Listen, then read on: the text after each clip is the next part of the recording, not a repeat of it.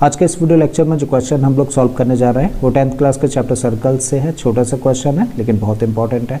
इस क्वेश्चन में हम लोगों को दिया है in the adjoining figure PQ is the tangent at point K if ln is the diameter and angle KLN equal to 30 degree then find the value of angle PKL।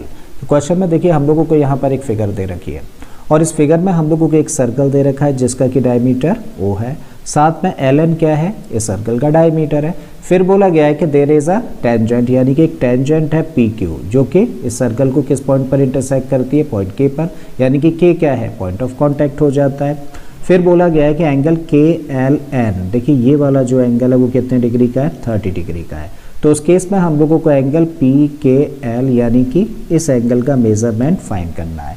ठीक है, तो चलिए स्टार्ट करते हैं और इसको स्टार्ट कर रहे हैं हम लोग एक छोटे से कंस्ट्रक्शन के साथ में। हम लोग क्या कर रहे हैं, इस पॉइंट ऑफ कांटेक्ट K को सेंटर O के साथ में ज्वाइन करा रहे हैं और ऐसा कर देने से देखिए यहाँ पर एक ट्राइंगल फॉर्म हो जाता है। कौन सा triangle, OLK।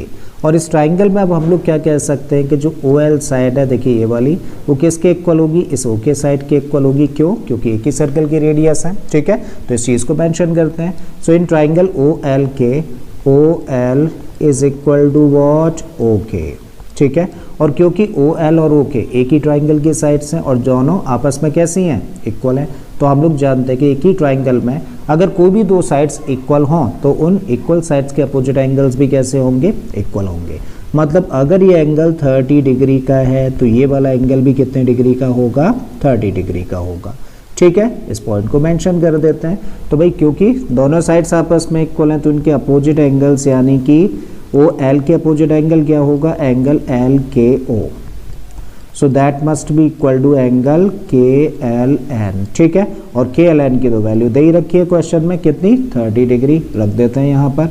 So this angle equal to यानी कि एंगल LKO इक्वल टू कितना हुआ, 30 डिग्री। राइट, अब हम लोग फिर से फिगर पर आए तो भाई K क्या है, पॉइंट ऑफ कांटेक्ट है और इस पॉइंट ऑफ कांटेक्ट से हम लोगों ने एक रेडियस ड्रॉ करी है और हम लोग जानते हैं कि पॉइंट ऑफ कांटेक्ट से अगर एक रेडियस ड्रॉ करी जाती है तो टेंजेंट के ऊपर परपेंडिकुलर होती है। मतलब ये जो एंगल होना चाहिए वो कितने डिग्री का होना चाहिए, 90 डिग्री का होना चाहिए। ठीक है, इस पॉइंट को मेंशन करते हैं। तो अब हम लोग लिख सकते हैं what now angle which one, OKP। OKP देखिए ये वाला एंगल OKP, ये जो पूरा एंगल हम लोगों ने बनाया है ये कितने डिग्री का होना चाहिए, 90 डिग्री का होना चाहिए। और इसका रीजन क्या है, since radius through point of contact is perpendicular to the tangent. जो पॉइंट ऑफ कांटेक्ट से रेडियस ड्रॉ करी जाती है वो टेंजेंट के ऊपर परपेंडिकुलर होती है तो एंगल 90 डिग्री का होगा। अब देखिए इस एंगल की जब हम लोग बात कर रहे हैं तो इस एंगल में तो दो एंगल्स आते हैं। कौन कौन से एंगल, PKL यानी कि ये वाला एंगल जो कि हम लोगों को फाइंड करना है, साथ में ये एंगल जो कि ऑलरेडी हम लोग फाइंड कर चुके हैं, कौन सा, LKO। करेक्ट है, मेंशन करते हैं। सो भाई इसकी जगह पे क्या लिख सकते हैं हम लोग, इसकी जगह पे लिख सकते हैं angle PKL plus angle LKO। So that must be equal to 90 degree. But angle LKO की तो वैल्यू हम लोगों के सामने है ना, 30 डिग्री ऑलरेडी हम लोगों ने फाइंड करी है तो यहाँ पे क्या रख सकते हैं हम लोग, 30 डिग्री रख देते हैं।